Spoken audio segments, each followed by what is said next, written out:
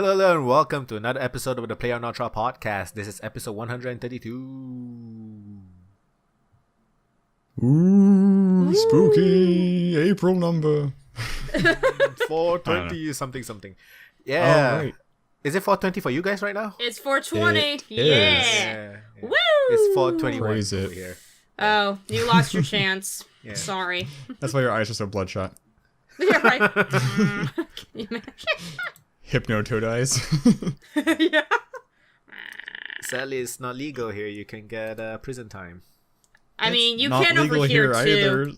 If you're, Wait, in if California? you're not white. You can get medical. Why is that you too can get- real? I stole that joke from somebody, I don't know who. Probably Dave Chappelle.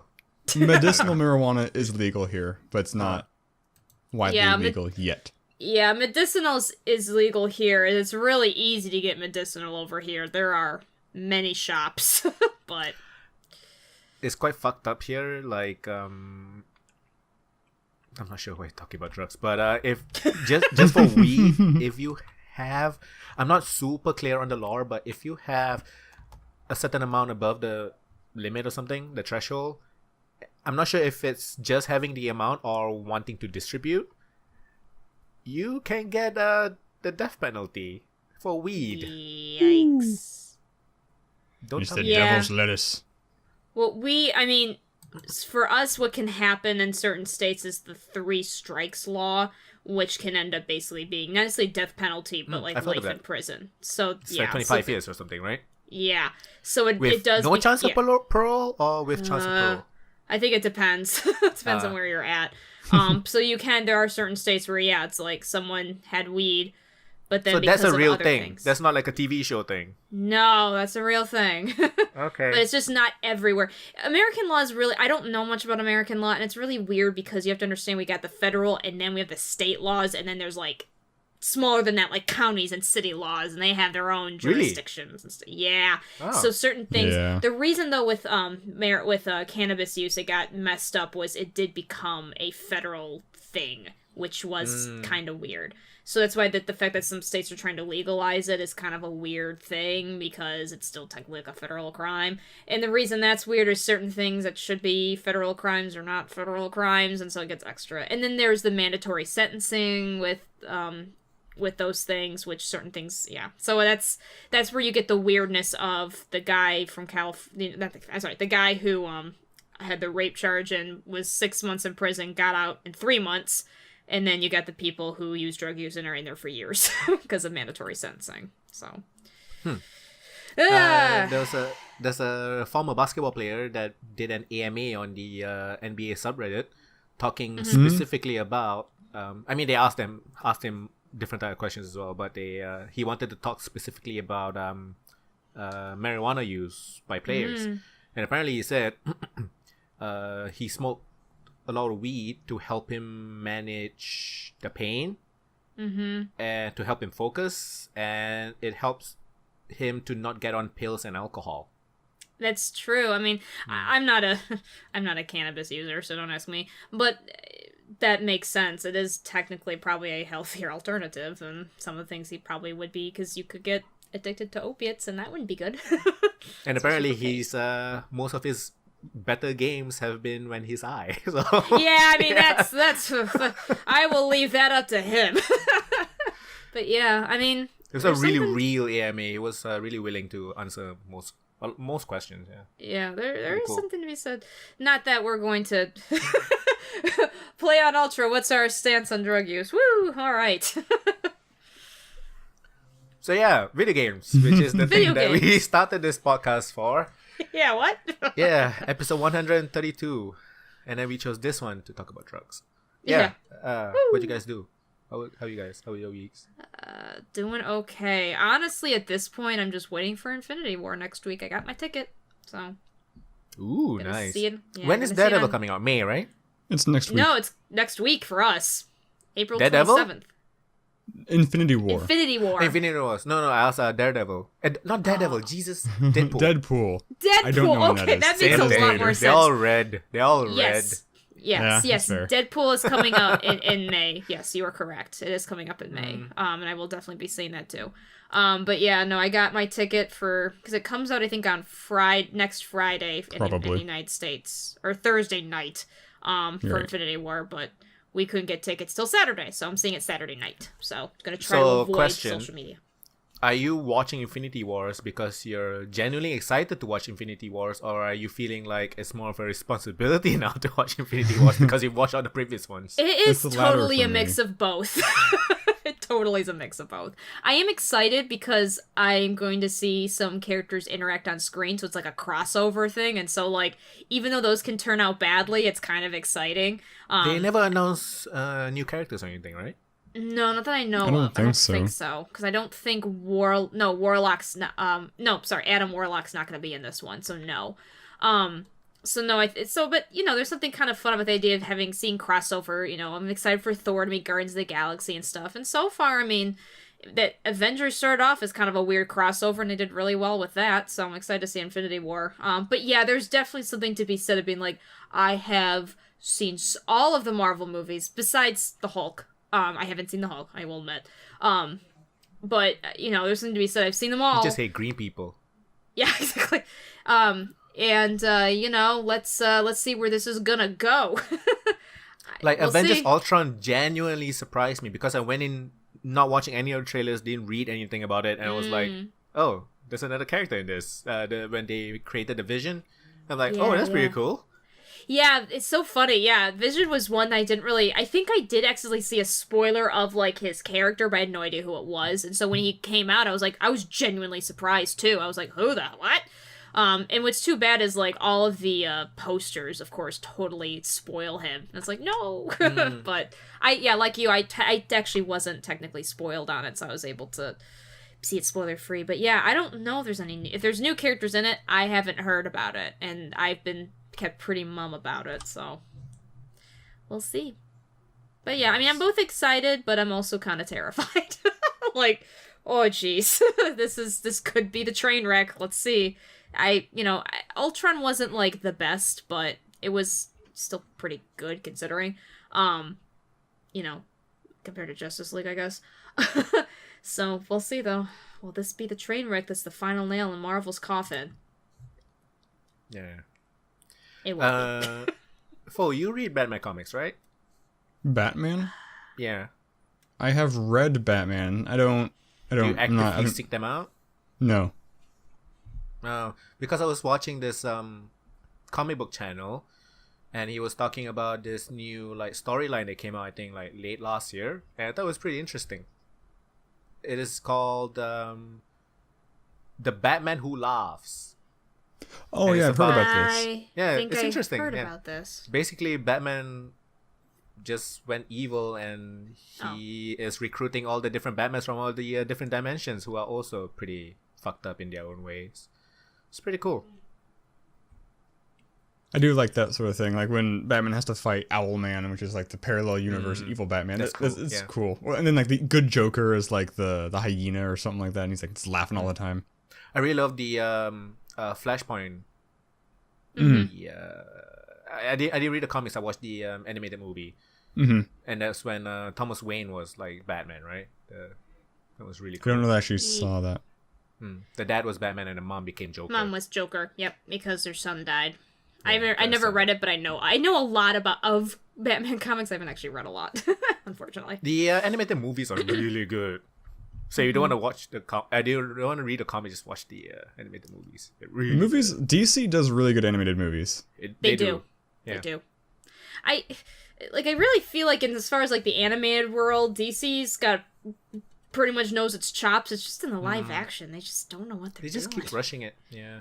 They do. Yeah. They got. I still haven't watched Justice League yet. I'm probably not gonna watch it. If you can find it for cheap, do you guys... Nah. This is a super ignorant question. Do you guys have Redbox over in... What is Redbox? Okay, that answers my question. Is it a renting kind of thing? Yeah. No, I'm guessing Redbox is a very American company. Okay. Or are you asking a similar service or something? Well, maybe if you have a similar service, too. We don't have as... when it comes to entertainment, like movies, like home media movies... and like video games, we don't actually have like big corporations. Okay. For some reason. maybe the demand is not that. Actually, demand is pretty big. I have no idea why. Like we don't have a GameStop or anything. No big. Yeah. In 4 days, that Batman Ninja movie comes out. Really? I'm it's a movie? The anime one? With the set in feudal Japan? Yeah. Yeah. Oh. Oh, 4 days. Wait, how is it coming out? Like, April 24th? I don't know. Like, could I see it? Or... It says in theaters. On IMDb, it says in theaters, April 24th. I don't know what theaters are going to show that, but they're the cool ones. Might be the whole, like, Your Name thing, that super well-renowned anime that I still haven't seen yet. I want to see Seriously? it. You should see it. Go watch it. I know, I haven't got a chance to. It's on Crunchyroll, isn't it? Probably. I've heard it was. I need to see it. I'd be surprised if it wasn't. I missed the chance to see it when it was like limited run in theaters, and I really, really wanted to. But anyway, that's what I imagine they're gonna try to do. Just too bad. So I think for Your Name, at least for my local theater, it only had like 2 screenings, like 1 screening for sub and 1 screening for dubs. Yeah, no, that's kind of what. Yeah, so I'll find a way. I'm sure we actually got that earlier for some reason. Earlier than the US. No, yeah, you did. I remember we were talking about it because we were like, "What is it?" Yeah, I was like. My Dan partner was like bringing me to them. I'm like, what the hell is this? I was like, oh yeah, it's pretty fucking good. Okay. I will see it one of these days. Tugged at my heartstrings. Yeah, that's what I've heard. Soundtrack is really good. It's really funny too. Yeah. Ugh. I will watch it one of these days. I just haven't had a chance to. Someday. So I had an interesting week or so, or whatever that we've recorded. Whatever. Yeah. It was 2 weeks. So I played 2 games, which is similar, both similar and not similar. I played Uncharted 4, and I played Quantum Break. Oh. So I'm guessing you guys know what Uncharted 4 is, but do you guys know what Quantum Break is? That sounds super familiar, but I don't think I do. Yeah, I definitely know it, but I can't remember the premise right now. So Quantum Break is made by Remedy, who made Alan Wake. Mm-hmm. That's why I've heard of them. And it's an Xbox exclusive, but they also released it on PC, and it's also on Steam. So it's not just a Windows Store on PC, but also on Steam. And the interesting part about Quantum Break, so it's it's one of those like time travel, time kind of concepts, themes. Uh-huh. It's a third-person cover-based action game, and the character that you play will have time-based powers. So I can create like a time field so that bullets will not hit me. I can create a small time field away from me so that they get frozen, and then when I shoot them, the bullets get frozen, and then when the field goes away, the bullets like causes a lot of damage and stuff like that. Cool. But the concept is a game/TV show. So it's not actually a TV show. At least I'm not aware if it's actually like on TV networks or anything. But in between chapters, there's like a 20-minute interesting live action, well-produced TV show. And that's why they also got a bunch of like real-life actors to play all the roles. So obviously there's the strong black man that's played by Lance Reddick, because he plays all of that. Lance Reddick is the guy from John Wick, the guy at the counter. Yeah. He's great in that. I love him. Your character is played by... can't remember his name. Sean Ashmore. Oh. So I don't actually know what he's done. He was Iceman in the old X-Men movies. That's the one that everybody remembers, I guess. I was gonna guess Kiefer Sutherland. And his and the brother in the game, who is the scientist that created the time machine, is Dominic Monaghan, one of the hobbits from Lord of the Rings. Oh. Yeah. So they got like, some of them pretty well known. They had a budget. Yeah. Microsoft money. And they also did your choices matter kind of thing. Hmm. But in a way that I think is not bad, because so you have like one chapter, it's very like well laid out. One act is you just going around as a character, shooting shit up and playing the game. After that, you are then shown from the perspective of the antagonist, and that is when you make the choices. So you have two choices, and when you choose, they actually kind of give you like a preview of what's gonna happen. Oh, that's nice. Before you actually have to make the choice, which is pretty cool. That's really cool. And then after that is the 20-minute TV show, and then rinse repeat like 4 or 5 times. So my only question is, I'm not really sure, because I didn't play it twice. I'm not really sure what the choices affect. I'm not sure if the choices actually affect like the TV show, which means they have to produce like 2 episodes every freaking act, which is a lot of money. Or they affected the gameplay, which I don't think so. So the reason why I didn't go back to play, I was thinking like, because you can replay chapters, which is cool. I wanted to just replay the choices, and I can't do that because they said if you replay it from this part, the save game will be deleted from here. Interesting. You can only have like one save at a time? Yeah. That's so it's annoying. dumb. So I wanted to see it, but I didn't want to see it that badly. Yeah, fair enough. And the pacing of it is just, it's not to say it's bad, it's just a bit weird to have like a TV show in between, because it's never been done before, sort of. I guess Konami does it with Metal Gear Solid, but at least it's not like 1 hour movie, so it's fine. I do wish there were more puzzles though. There was no puzzles. I was kind of hoping there were like puzzles using like your time-based powers or something. Yeah. But there's basically no puzzle. It's just like, there's not even much environmental traversal, like environmental puzzles. There's just like nothing. You just go around, shoot people, make the choices, and then watch the TV show. I mean, overall it's pretty good, and then the story is pretty solid. It's just that the pacing is kind of off, I think, because of that. And then I play Uncharted, which is another linear action adventure game, but the game did pacing so well. Like, it's so good. I've heard Uncharted's amazing. I just haven't had a chance to play any of them. Yeah, I was really like back and forth about wanting to play it, because I know it's a really good game, but I really didn't agree with the decision by the creative director to get a white lady to voice the black lady. Oh. So he can say creative decision, yada yada yada. But still. But it's just like, in this climate, it didn't really sit right with me. Right. That's what I'm saying. Yeah. Oh no, absolutely. Like personally. Not. Yeah. But it's like, but it was drawing to me because the game apparently is like so good, and I didn't regret playing it. It's really fucking good, and it does pacing so well. There's like parts where you just explore and it's more chilled out, and then there's all the environmental stuff where you have to traverse like a lot of climbing stuff, and then there are the puzzles, and then the combat sequence, and they just go back and forth often enough that you just don't feel bored or tired playing it. And the game is so beautiful, and the voice acting is really good, and it's just, I don't know. I do recommend it. It's like one of the best games I've played like in the past couple of years. But let me ask you guys, for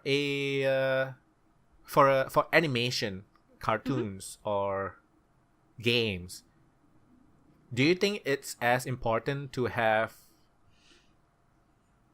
black person voice black person, white person or voice white person kind of thing? In like you said in cartoons?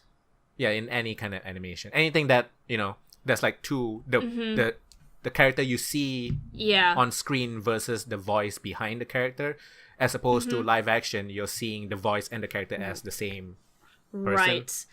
I think it's probably as important as live action. Yeah, I really think so too. I will admit that I probably once upon a time didn't really think much about that. I mean, I can think of plenty of TV shows that I enjoyed where they did not do that.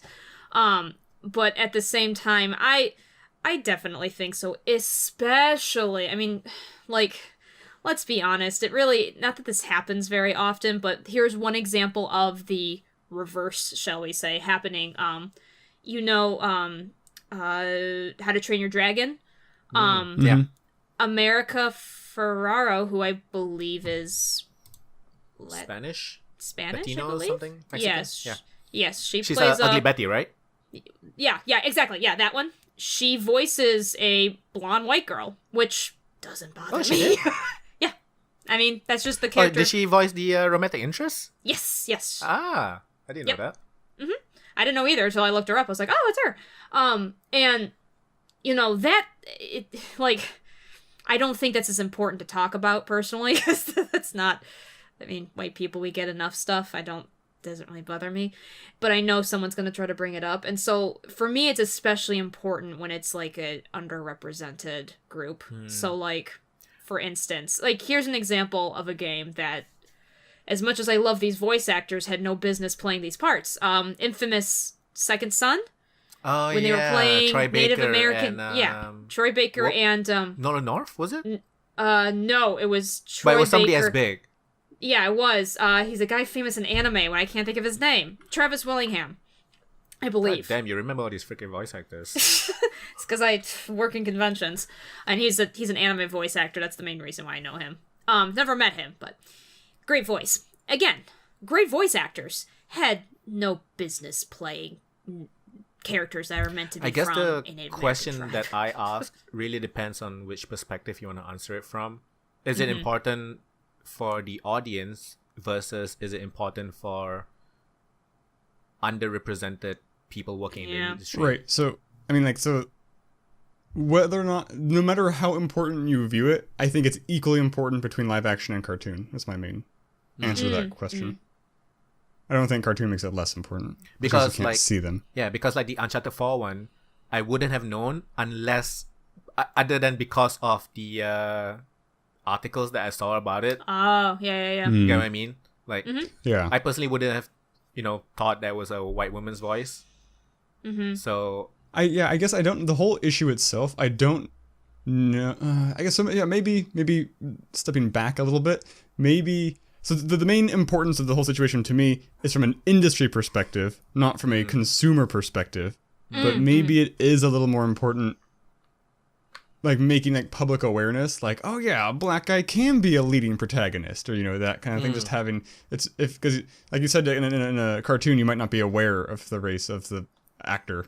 So right. Maybe it is slightly more important. What do you think about the visual, argument of the it is the creative director's creative vision? Well, I guess then again, to me, it's like if the I feel like that argument can be used for literally everything as a cop out. Oh, absolutely. Right. It's used for everything to justify everything. And for me, I'm like, okay, if you as the director have chosen, for instance, to make this character black, which is your directive, then why didn't you find a black voice actress? I guess. Like, why was that the creative thing? Like, why was that the creative breakdown? There's a line somewhere where it's like, my creative vision does not let me employ women. It's like, well, that's not okay. Like, what? David Cage, is that you? Oh no, Detroit is coming out soon. Oh dear. Unless he's being creepy with what's her face? Ellen Page. Ellen Page, thank you. Unless it's being creepy with Ellen Page. But yeah, that's the thing, it's like creative vision. Okay, yeah, his creative vision was he wanted a black female character. Okay, then for the voicing, should probably get black voice actress. I don't, like, what director is like, I imagine a black female character, but I imagine it being voiced by a white woman. Like, what director, like, has that creative vision? Like, and then a lot of the completely falls a lot apart. a lot of comments, which I assume is made by white males, probably more than any other demographic. The comments defending them was basically saying because the voice actress that was chosen is like a really top like game voice actress. Let me look it up. I can't remember who it is. I'm sure you know who it is, Sarah. If I mention the name. Maybe, unless she's an anime, I actually probably might not, just because I don't know many female video game voice actresses, to be What honest. if the director never saw the actress? He just heard the audition tape. Laura Bailey? Oh, no, I don't. I do know familiar. who that is. Yeah, she's a top name. Right. Yeah. So yeah, she's a top apparently name. it's okay because it's Laura Bailey. I mean, it's okay That's another from thing. like a publicity, marketing, financial standpoint, but like it's the same problem you have with Matt Damon in The Wall, right? I was about to It's make the that exact exact same same example. Exactly. That one's a bit tricky. You're talking about the Great Wall, right? That Chinese American. Yeah. So that one's a bit tricky because I think a lot of the decisions and stuff and the casting decisions were made by Chinese companies. They were. But that And I doesn't think mean Matt they're making Damon the is like right a decisions. huge. True. Yeah. But I think because Matt Damon is like just huge in China and they want to sell. That's exactly what Right. happened. That's why you choose the non-correct like race is because a bigger name. Yeah, Scarlett Johansson. That was for the marketing. argument. Yep. For her. I mean, that's and again, like It flopped when though. Okay, never mind. it flopped. Well, Really here's badly. here's the thing. So did the Great Wall. It totally flopped. I mean, I actually don't know I think how the well it Great did in Wall China. made better than Ghost in the Shell. Well, I believe that, but I also To the be Great Wall fair- also may have done better in China than it did in America. So I don't know that either one failed because of the casting so much as a lot of just ended up in a good movie. no, I completely agree with you. But I think that's the point: is it didn't fail because of the casting. They just kind of sucked. So therefore, the good casting It failed didn't despite help the casting. It. Yeah, Exactly. So the good casting didn't help. I guess is more what I mean. So Maybe. So at that point, then Ghost in the Shell made about 50% more than their budget, and Great Wall made double of their budget. okay. Well, Slightly yeah, more Great than Wall double. probably did really Big I in forget. China, probably. Yeah, it got Like- really big in China, which makes sense. So I know the new Triple X movie did really well because it had a very diverse cast because basically it took a star from each country. So like nationally, in the US, it did pretty meh, whatever.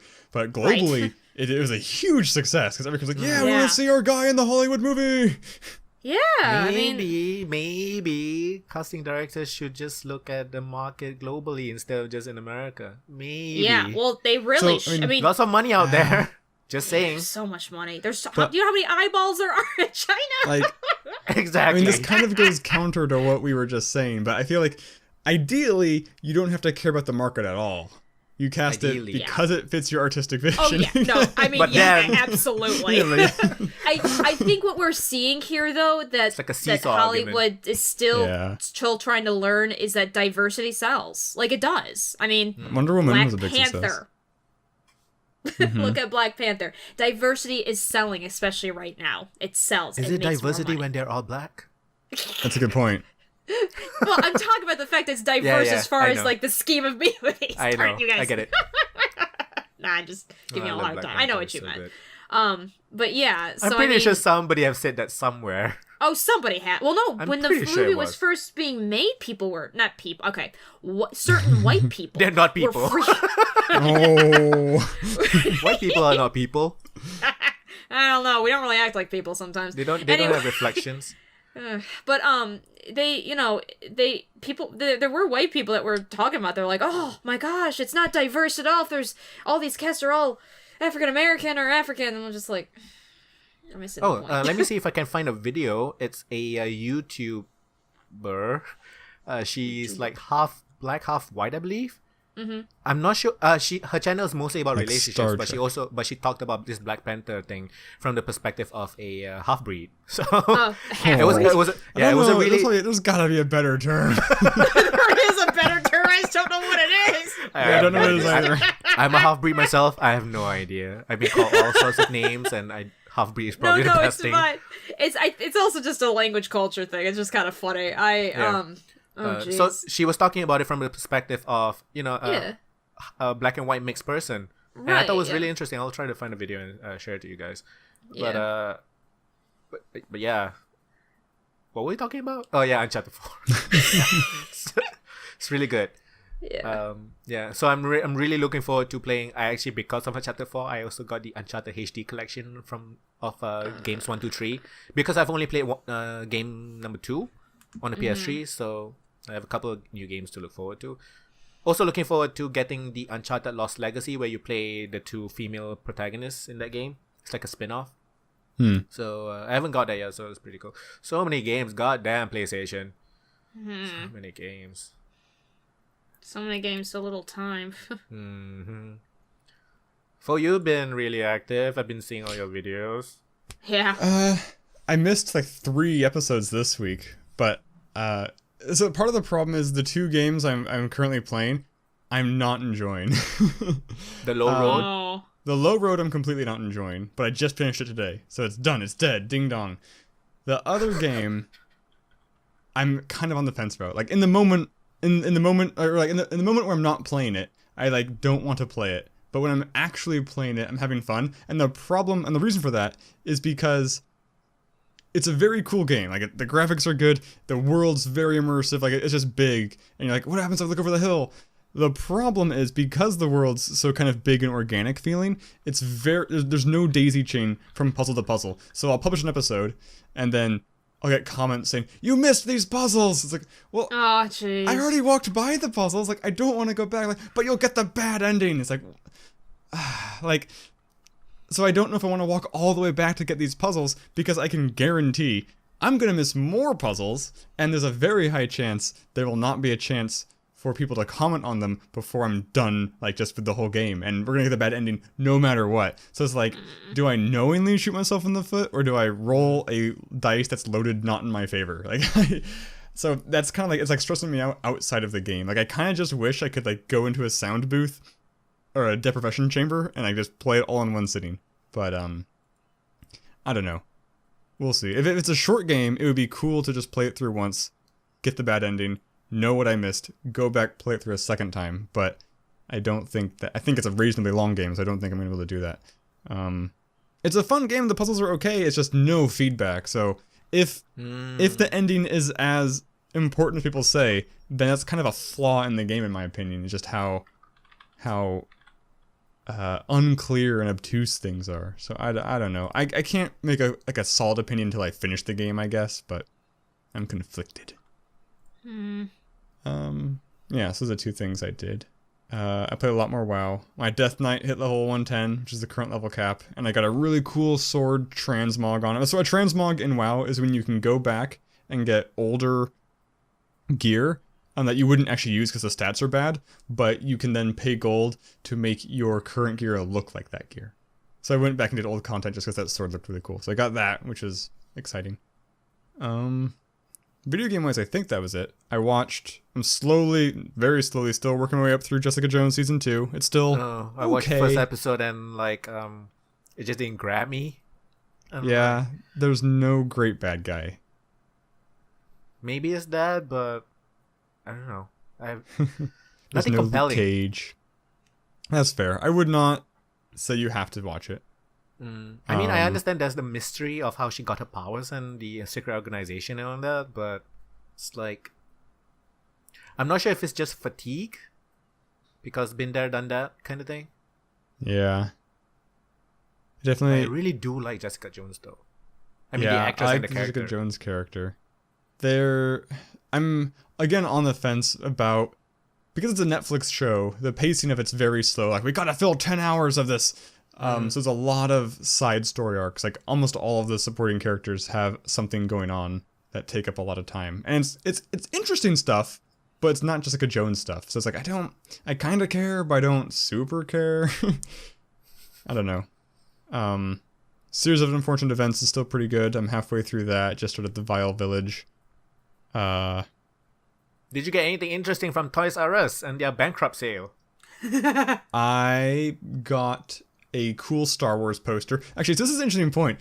It's a Star Wars poster. It's like it looks like some sort of like deviant art quality level of just all of the bounty hunters from episode 5, like Dengar, Forlom, Boba Fett, IG-88, all those guys just lined up. And it's a cool poster, but then right in the middle, top of it, it just says Star Wars. I'm like, I get you have to brand it, but who's buying this poster who doesn't know it's Star Wars? Like, it just, I don't know, it's stupid. It's that one grandma.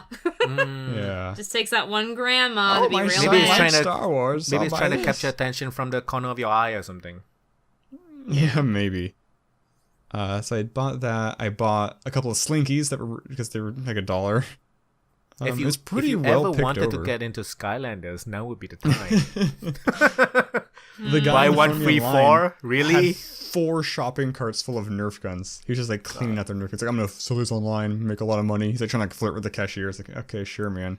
You're gonna make so much money on those Nerf guns. You wanna fuck? Oh, do me on the Nerf guns. I think I blipped out for a second. What?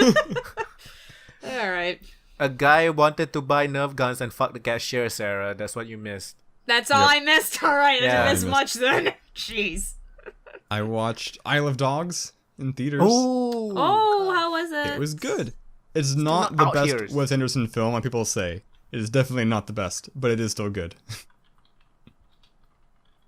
Because like the visuals are really good. I think like a lot of the emotions are really good. My only real complaint with it is there's more than one instance of a character making a hard turn, and it wasn't clear to me why they would do that. Like I'm against doing this thing. Okay, I'll help you guys. I was like, wait, what? Why? Like, why this conflict? Why'd you even bother raising the conflict? We're just gonna go away for no reason anyway. It's like moving goalposts, or I don't know. But still really good. I definitely recommend it if you like Wes Anderson stuff. And I think Still waiting for it. It's not out over there. It probably is not gonna come out because there have been no marketing. It's too small. No, not your country's too small. The movie's too small. Sorry. No. Oh yeah, could be. Either way, I guess I don't know. I think the people like bringing it in probably didn't think it would get enough people to watch it. Right, not a big enough audience. Could also be because the country is too small. So Maybe, I don't know. yeah. I don't know how they'd choose that sort of thing. But yeah, I think that's everything. I don't know. Wait, did I mention the other game I'm playing? It's called The Vanishing of Ethan Carter. I don't know if I said the name. Oh. Yeah. How is that? Okay. That's the one. That's the one I was You talking haven't about. said that. I keep seeing your notifications on videos. It's the it's a very good game, but it's the one I was talking about that had the unclear puzzle chain. It's like I'm missing things constantly. Yeah. But other than like the gameplay itself is really cool. Yeah, I've It heard feels I a lot would like like Infra. it a lot. That's what I heard too. I don't know. It took me 3 puzzles to figure out a core mechanic. Because like you're like the way the game works is you're like a detective, and so you'll find a thing. And it's like a lantern, and you'll pick it up, and the word lantern, like appear in like a swirl all around. And it's like, oh, I need to, and then like the first time this happens in the tutorial zone, all the words like coalesce into one word lantern, and like a rift opens up in space, and it shows you like a lantern on the shore. Like, okay, I gotta go to the shore and find the lantern. Later on, the next thing I find is like, oh, crank, you gotta find a crank. And they didn't coalesce into one thing, and so it's like, well, I guess this means I just need to find it, or I need another clue, or something, so I wandered away, and the game progressed, and I never went back. And so, like, a couple puzzles later, I realized what happens is, when the words are all swirling around you, you can, like, move, you can turn in place, and the words will get closer or farther based on if you're looking in the right direction. And when you're looking in the exact right direction, the rift opens up and shows you like kind of where it is. Like, oh, it's on the ground in that direction. Oh, okay, got it. So got it. knowing that early on would have helped me not miss so much stuff, probably. Yeah. Better tutorial. But yeah, I mean, I don't know. Like I said, I gotta finish the game first before I get a super strong opinion. But right now I'm teetering between liking it, but almost ruinously frustrated by it. What'd you do, Shar? Did you watch anything? I didn't watch anything. Try watching Jessica Jones, but I couldn't get into it. Mostly play Quantum Break and Uncharted 4. Oh, right. And I'm gonna start playing The Last Guardian. Yeah, I need to play that interesting. too. Yeah, which is that Team Eco game. Team Ico. What are the ultimate reviews on that game? Because I heard a lot of people are getting frustrated by it. I've heard frustration. Yeah, I've heard a lot of. I mean, the controls the game for is, that. it's mostly really good story, good everything, yada yada yada. Controls like shit. Janky Okay, controls, that sounds which is about right. I kind of expected, to be honest. And I those understand games why are in now, PS2 area. because I've played like 20 minutes of it now, Yeah. and it's I don't really know how to explain why it's weird. Okay, so a few things is the camera like when you want to move your right analog stick camera, feels like it's trying to focus on a specific thing, so it kind of feels tight. And sometimes like I push it just a bit, it doesn't move that much, and I push it more, it moves too much. Away. It's like trying to focus. It's trying to give dang. like a very cinematic experience feeling, I think, because they want to focus on the I think the big big animal dog thing. Yeah. So the puppy. But the camera just, it doesn't have like another setting where, you know, let me fucking control the camera, please. That, and also the character itself feels very weird. It's very heavily reliant on animations, climbing animations and all that. And whenever you're near something, it wants to grab on it, and it just feels janky because of that. So yeah. I still haven't played it. Itself is also frustrating. Like, come here and sit, and then like it'll just take a long time for him to obey you or go right where you want him to. Yeah, there was one of the environmental traversal thing that I had to do was to climb on him and either jump onto the high ledge or he will jump onto the ledge himself. And I was swimming towards the area to do it, and he just fucked off without me. I'm like, the fuck? Chill. I had to call him back and wait. So I mean, it's a really good. It looks beautiful. It's a good concept and everything, but the controls, my god. I'm not surprised. I mean, I played Ico and Shadow of the Colossus, and listen, I love both of those games. The controls are janky as hell. Honestly, I don't think Shadow of the Colossus was this bad. Oh, really? Oh, I don't remember it to be this bad. Like, I never really feel frustrated with it, if you get what I mean. Like, I always kind of knew where everything was. Maybe because I just need to play it a bit more, maybe. Because eventually you get better at it, right? You kind of get used to it. Yeah, exactly. But yeah, no, I definitely, I will play it at some point. I have it. I just haven't done it yet. There is one thing I watched, but you guys are going to make fun of me because it's a classic movie that I should have watched, like, years and years ago, and I didn't. And finally my partner found out I hadn't watched it and was like, okay, we're watching this. How could you not watch this classic movie? So yeah, I finally watched V for Vendetta first time last weekend. Nice. Yeah. And honestly, I can two thoughts. One, I mean, overall, I enjoyed it except for one part of it. There's one part that really pissed me off. You can tell us it's a really old movie. Yeah. You can I'm not going to spoil it for anybody.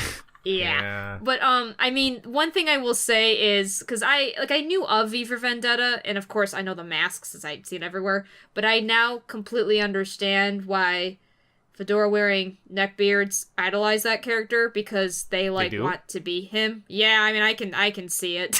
I mean, seriously? I do. I see it, at least. The super long, pontiferating... No, I mean, they really do worship him? I don't know if they worship him, but, I think in the anonymous masks and also, the kinds of people that seem to idolize that kind of character, and I can see why. I mean, he's an interesting character, but he's basically, he has the awkward charm, but he also talks forever. A very long time, blah, blah. But no, I mean, that's, whatever. It was interesting to see it in on the show. But mainly, it was the torture scene that, when I found out, but it was mostly the fact that, Evie, is that her name? What's the name of the girl? Yeah, Evie. I don't remember. Evie. It was mostly when Evie finds out that he did it to her on purpose, and then gets mad, and then walks back to him and is like, okay, I guess I understand. I love you now. And I'm like, what? Did she love him? I didn't get that she loved him. I completely agree. She forgave him way too easily. The reason I'm laughing that you're saying that, because my partner felt the same way. And I'm like, okay, but I guess from my perspective, from having to watch a lot of movies of these kinds of side female characters, I mean, even though, for all intents and purposes, Evie was kind of the main character. She's absolutely the main character. Yeah, but I have seen, as a woman myself, having to see movies like these,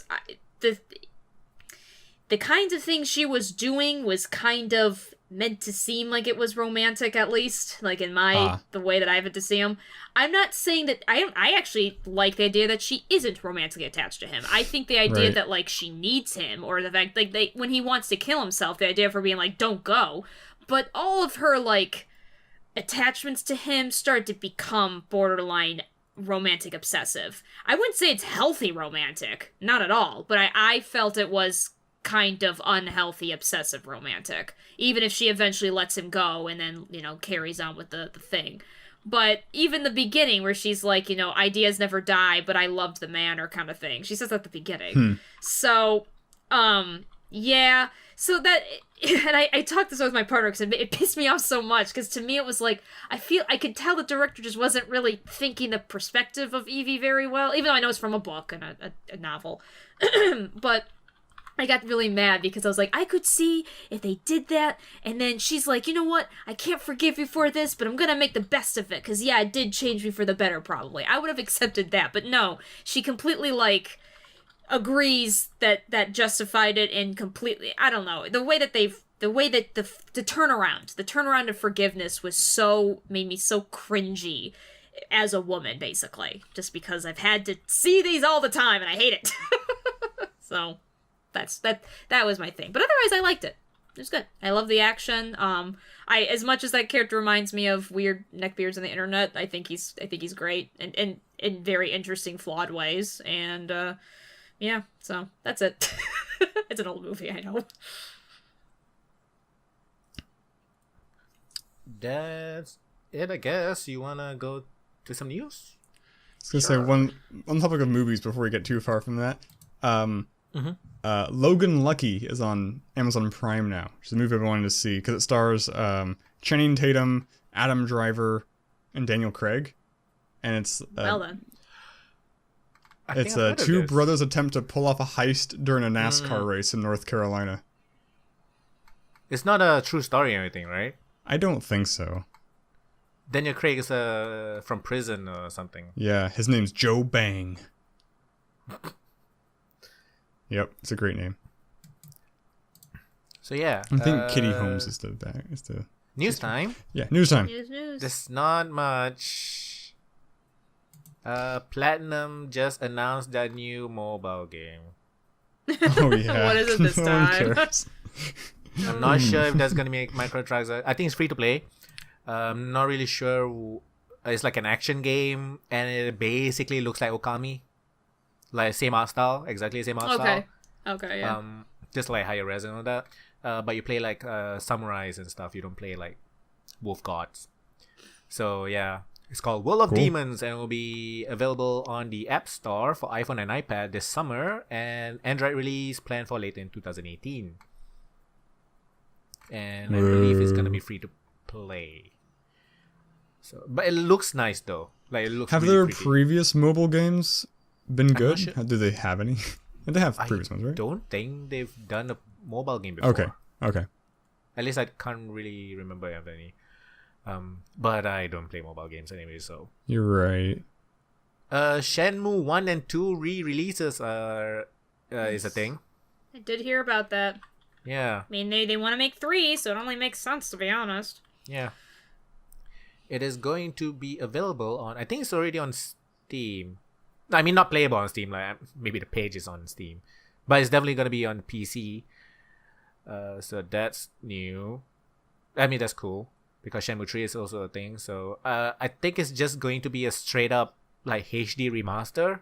It's not going to have like anything... Any like new quality of life stuff or anything. Okay. Okay, so last one I have is just a rumor. It's a really slow week. The rumor is on a game called Starfield by Bethesda. And it's supposed to be their take on an Elite Dangerous Star Citizen No Man's Sky kind of game. Oh no. Oh no. You don't want to associate with that game. It's you really don't. It's bad juju. It's bad luck. Basically, it's a space fantasy kind of game. So a bunch of rumors. The game is probably going to be called Starfield. They will be bundling a lot of their previous sci-fi ideas into this game. It's going to be more like space fantasy or opera setting instead of harder science fiction. So it's closer to Star Wars. So I guess that's pretty cool. You can make your own character. The game looks a lot like Fallout 4. I guess they're gonna use the same engine or something. Okay. The animations they have more animations because there'll be like climbing and stuff, and I think also cover shooting. All right. And this one's the kicker. The game will use cutting-edge procedural generation technology. Cutting edge. Cutting edge. Here we go. Extra Don't- lines of code. Don't cut yourself on that edge. I'm not really sure what they mean by this. I'm not sure if they are saying that they're gonna first use procedural generation to create the base world and then go in and hand make everything, or they're just gonna use it as a gameplay mechanic. Like an But I do RNG believe type there's thing. like a fuck ton of planets, and I think it is a gameplay mechanic, not like a Probably. game dev tool. So content on the planet is procedurally generated, apparently, like alien species, animals, locations, yada yada yada. You can find things as small as a camp to something the size of a colony or city on the planet's surface. City as in Skyrim size city. I'm not sure they mean the city is the same size as Skyrim They can't. or a city in Skyrim, It's gotta be a Skyrim city size. right? It's gotta. There's no way. Yeah, it gotta be. There's no way. Just gotta. I mean, their game is already buggy as it is, so. Unique mechanic in the exploration side of the gameplay is you discover a sapient alien species and catalog it. Successfully return the information to normal space. You unlock that species as playable for future characters. Your character is silent and is not anyone special, so you're not playing Dragonborn in space. Okay. Good. I don't like being the chosen one. You choose what planet you want to start on. So you can also choose a random planet which will spawn you on a procedurally generated planet in the unknown. A lot of ships to buy. Size from an X-Wing to an Imperial light cruiser. You can have a small crew, but no rumors on the mechanics for this yet. Combat is similar to Fallout 4, but with cover mechanics. Infinite weapons comparable to the Borderlands system. Settlement system is expanded. You can establish colonies on an empty plot of land. If the base building in this game is good, I will buy it. Just want to build bases. So establishing colonies, that is something I would like to do. I want a game like to invoke the name of another game that was grossly Yes. overhyped and fell flat. Is I want a game like Spore, but not where you start as a single cell organism. I want you to start as like a space explorer, and you basically just build an entire intergalactic civilization. Like build a city here, build a city here. This city mines, ships them, like make trade routes, and set up like, all this different stuff. That would be cool. Sim space. Yeah, sim space, but you create all the like dwarf fortress, but you control a single guy and he shapes the world. I don't know. Hey, he becomes God. Yeah, basically God dwarf fortress in space. There, ship it, make it work. Free money. Whoever wants to make that. Do it, EA. Microtransactions. So yeah. It's I mean, I'll believe it when I see it. You know. Yeah. Talking But- a big game. Honestly, But Bethesda, I mean, they got a chance of making it okay. I think it'll be buggy. they have the but they have the They number have a chance. of. I mean, yeah, they're big chance, enough. I think. Yeah. I seriously They don't have care more about chance anything than else most except companies. for customizing your ships and building colonies. So that's right? all I care about. Yeah. Which I mean, they kind of did some of that in Fallout 4 with some success, didn't they? Oh yeah, the settlement is really freaking, and the mods for that thing is crazy. Yeah. So Yep. okay. I mean, I'll believe it when I see it, but I think Bethesda's got a shot of making this work. The amount of shit I built in my like settlement was like 60 FPS down to 15 FPS kind of shit. Yeah. It's crazy. Kind of regret it a bit, but it was fun. So yes, that's all I have. Nothing much. You guys? I don't have any good talking stories. Like I only have those good like one-liner stories. Like in other news today, a man quit Blizzard. He was the director of Hearthstone. And moving on, we have God of War 5 coming out and soon. And it's like nothing really to talk about. Like okay, cool. Yeah, I don't really. God of War is really getting some good reviews. Your brother gonna It's get that, getting a Sarah? lot of good reviews. I don't know. I've never played any of the previous God of War games, so this Yeah. would be my first one. Yeah, I've only played the first one halfway, and I kind of got bored of it. I mean, it's Apparently, it's like really different. So Yeah, I mean, they might give it a chance. I'm sure. So it'll be probably somehow coming to his house. I'm pretty sure the previous God of War never reviewed this well. Probably. Maybe I wouldn't remember that. Like the first one or like the third one? The third one certainly didn't, because it sucked. I watched that being played and watched our TV almost get destroyed because my brother was so mad. Oh. Yeah, it was pretty bad. He paid like $5 for it at a garage sale, and he was like, "That was too much money." Oh no. That's crazy. God of War 1, 2, and It's an 3 extreme all reaction. scored above 90, apparently. Aggregate the score, too. God of War 3 was a hot trash. It was so bad. So apparently the don't- cool thing, they did know. a cool thing with the camera where it never breaks. It never breaks into another angle or anything. It's just that one camera and just shows you what Kratos is seeing and stuff, which is cool. Oh, interesting. Okay. A lot of people are commending it for that specific mechanic. Yeah, but I have nothing else really. Yeah, I don't have anything either. Do you wanna ask Oh the yeah, big that question thing. I totally Yeah. forgot. Oh yeah. So yes, there's this thing on Twitter that's been trending for the past few days. Hashtag GameStruck4, which is basically 4 games that is the foundation of your tastes or something. I can start. I feel pretty confident with my choices, I think. I'm still struggling back and forth. I think I'll go with this one. So my number 1 would have to actually be the Nancy Drew series. I grew up with those computer games, and those absolutely define my tastes.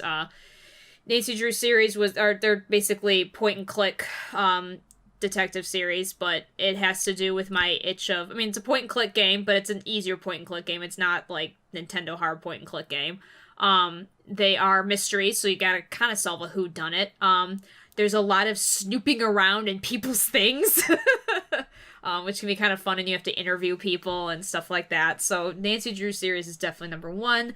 I put KOTOR 1 as my number 2, because it definitely defined as far as my roleplay aspect. Definitely the whole character creation, the path you decide to go on, and some choices and stuff like that, and your allies. So that kind of tabletop feel.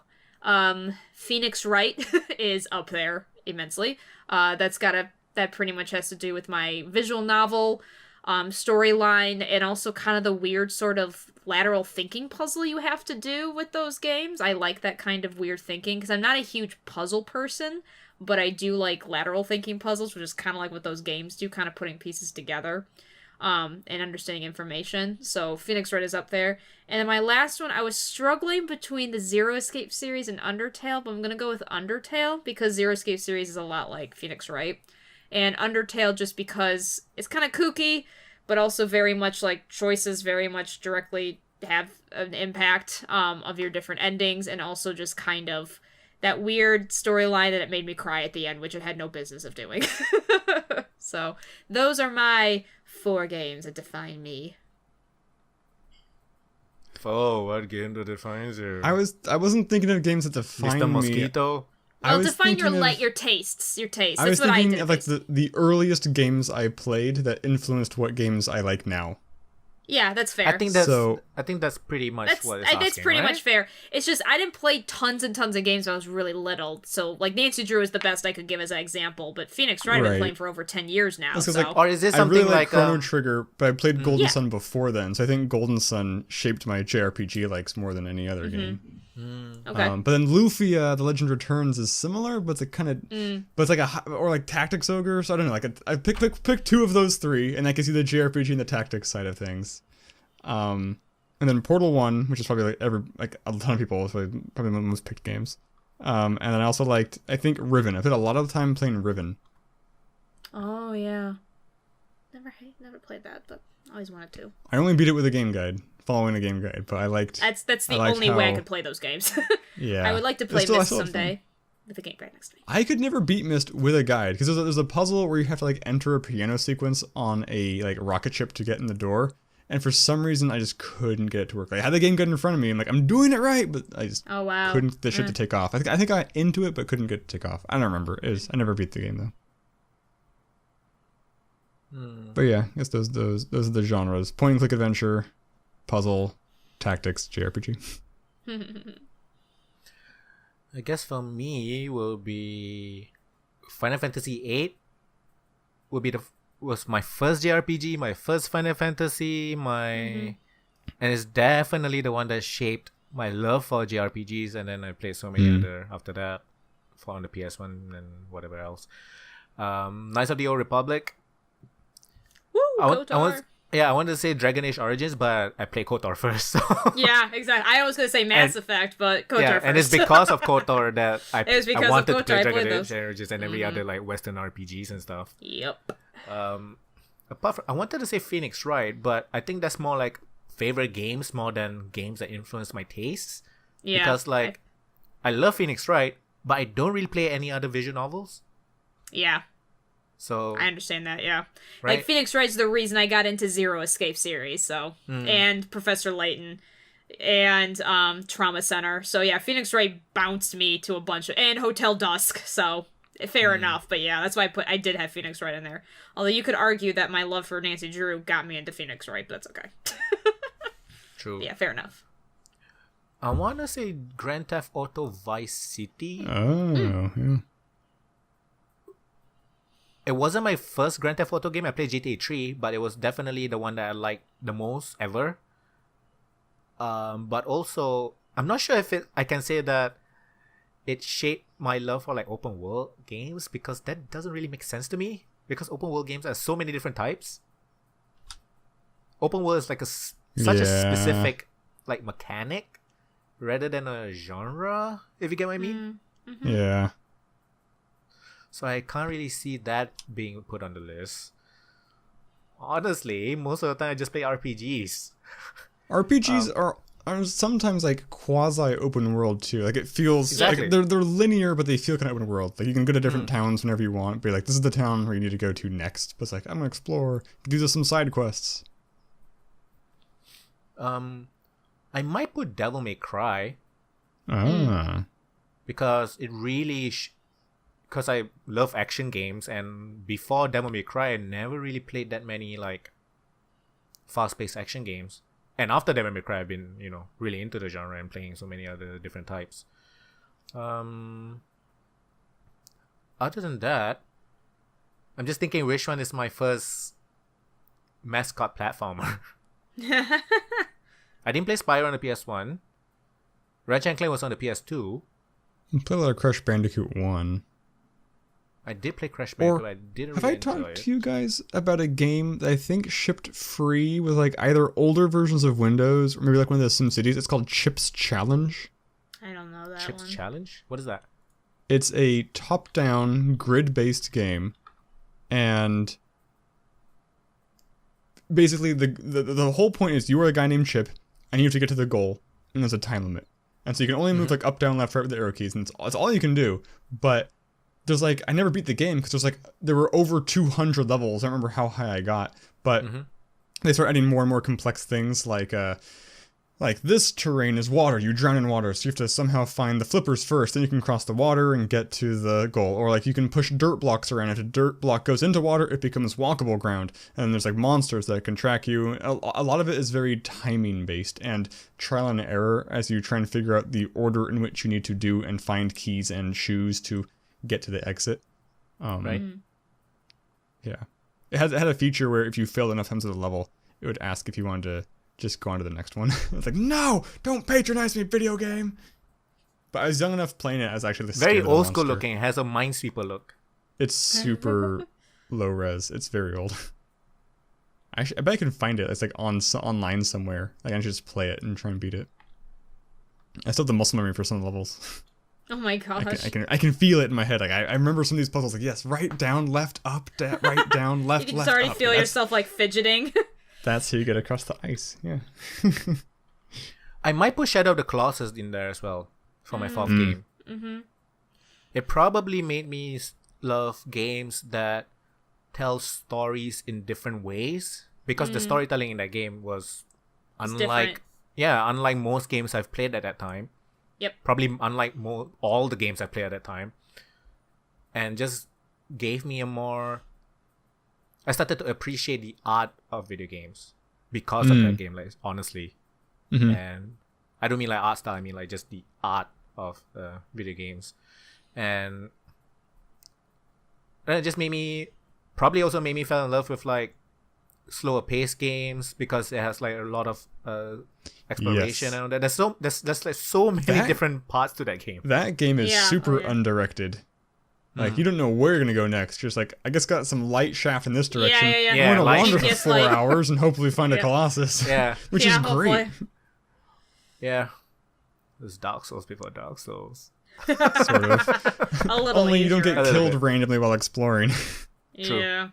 That's true because it's like boss rush. So I would definitely put Shadow Colossus in there for sure. Because because seriously I really started getting into gaming on the PS1. So it wasn't like a lot of people's like NES or Super Nintendo. I started on like PS1, really started into gaming. So I think most of my favorite games were like, not to say super modern, but more modern than most people, probably. So yeah, that's my 4, and that's everybody gave their 4. So yeah, I think that's pretty much it for this week. Yeah, I think so. Nice one. Cool. So yes, let's wrap up. Do the thing. Hi guys, I'm Sarahscopic. SARAHSCOPIC. I'm on Twitter, I'm on Facebook, I'm on YouTube. Say hi, I'll say hi back, even though I'm like super quiet. I swear. I love you. Yeah. Go ahead. I'm Foehamner on YouTube and Twitter, but I also want to plug my Starfinder podcast has also started airing. It's called The Funky Bunch. So if you Google Funky Bunch Starfinder, it'll come up on various sites that host podcasts. Oh, yeah, me. Pupunoob, PUPUNOB, Facebook, Twitter, YouTube. As usual. The Funky Bunch. You guys are using a picture of... I see Mark Wahlberg with 4 black guys. Are you Mark Wahlberg in that picture? I don't know that you have found something made by us. The Funky Bunch is named after the Mark Wahlberg band. Oh, it's a Mark Wahlberg band. Mark Wahlberg, before he was an actor, it's a Marky was Mark Marky and the Mark Funky- and the Funky Bunch. I didn't know it was like, Marky Mark and the Funky Bunch. I thought it was just Marky Mark. Right. So we're the Funky Bunch. I don't know. I threw that name out there as a joke, and nobody had better suggestions. And I was like, oh, okay. The official Twitter page of Hector Barros, Terry Yancey, Scott Ross, and Anthony Thomas, formerly known as Marky Mark and the Funky Bunch. I do not think we have a Twitter associated with the podcast. Right. I was like, is this a joke or something that I don't get? Darn it. Alright. So yeah, that is it for the playonultra podcast this week. We will see you next time. Oh boy. Bye.